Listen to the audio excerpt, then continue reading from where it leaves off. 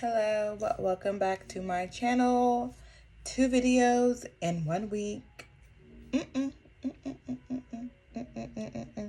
I'm feeling myself, okay? Let's start this video off with the mission statement for my channel. Okay, so through honest conversation, we can begin to have deep understanding of how alcohol is harming our community. We can heal and recover together, moving forward to a brighter future without overconsumption. So last year I slightly discussed alcohol withdrawal, and I said I was going to make a video, and I didn't make a video because I went on another hiatus, but I wanted to discuss it now.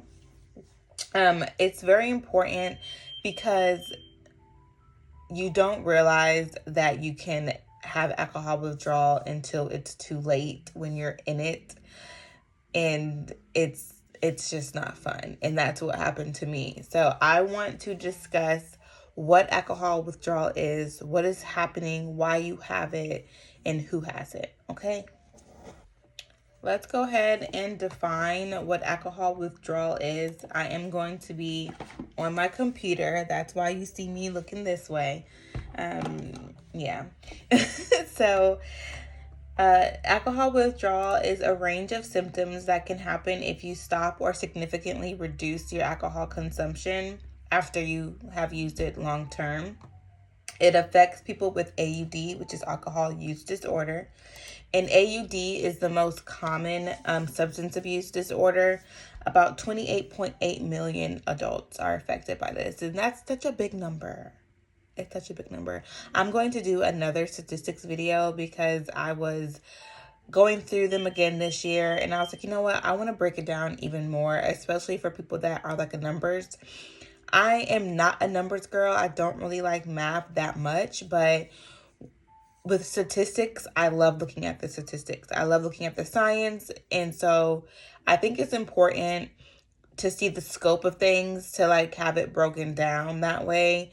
It makes it make more sense, and it makes it like known how widespread it is in America. So I am going to do a statistics video, but let's get back to this one. The symptoms include headache, anxiety, insomnia, excessive sweating, upset stomach, heart palpitations, increased blood pressure, increased heart rate, hypothermia, high blood temperature, which is hypothermia, what that is, tremor, confusion, and hallucinations. And these symptoms, they can be from mild to severe. So just keep that in mind. What is happening internally? So alcohol, which is ethanol, it depresses or slows down your central nervous system. So if you drink excessively, your central nervous system gets used to the effect, and it must work harder to overcome the effects of the depressant. When you stop drinking, your central nervous system can't really keep up with it. It gets confused. So it's like, what's happening? It becomes overexcited. And then the more, because there's no more alcohol to slow it down. So it kind of gets overexcited. It's kind of overloaded. And that's where you have the withdrawal symptoms. And this information is coming from the clevelandclinic.org. I do want to cite my sources here. We're going to talk about the withdrawal time frame. So within 6 to 24 hours of stopping or significantly, I cannot talk today, decreasing heavy long-term alcohol use, it's mild symptoms like the headache, the mild anxiety, the insomnia. Within 24 hours, you have hallucinations depending on the severity of the withdrawal. Between 24 to 72 hours is, to me, it's like the most crucial time. This is the time that I remember, and I will talk about my experience, my life experience in a moment. But this time is crucial because the symptoms will peak. And depending on the severity, you do have risk for seizure, and you do have risk for, which is one of the worst case scenarios, is delirium tremens. So I'm going to read you the definition. This definition is from American Addiction Centers.org. A psychotic condition which involves tremors, hallucinations, anxiety, and disorientation. The symptoms for this are agitation, aggression, irritability, confusion, autonomic hyperactivity, such as trembling, sweating, tachycardia, which is basically irregular heartbeat. You know, with tachycardia, it could be like 100 beats per minute. nausea and vomiting, impaired consciousness, visual, tactile, or auditory hallucinations, tremors, and seizures. I when I stopped when I was okay, let me just slow down. When I decided that I was going to stop drinking, I spent a lot of time on the internet researching what's going to happen. It has been a few times where I was going to stop and then I got withdrawal symptoms and I said, no, I'm not going to go through this. Let me go pick up a bottle. And then, of course, the symptoms will cease because my nervous system is wanting the alcohol. But when I decided that I was going to stop, I knew about delirium tremens, and I was so scared about this. But I knew that regardless of what could happen to me, that I was going to stop. I was prepared for the worst. I was prepared to die. I was prepared that if my body will shut down, then that's just what's going to happen. But I am not drinking again. This was one of my worst fears that can happen to me, was the delirium tremens, because the stuff that I was reading about it, like everyone was like, you don't want to get there. You don't want to get there. But it's the cost of wanting to change your life and wanting to stop something that I was going to die drinking. So it was like, I would rather, take a chance on trying to stop than keep drinking to avoid something that may or may not happen.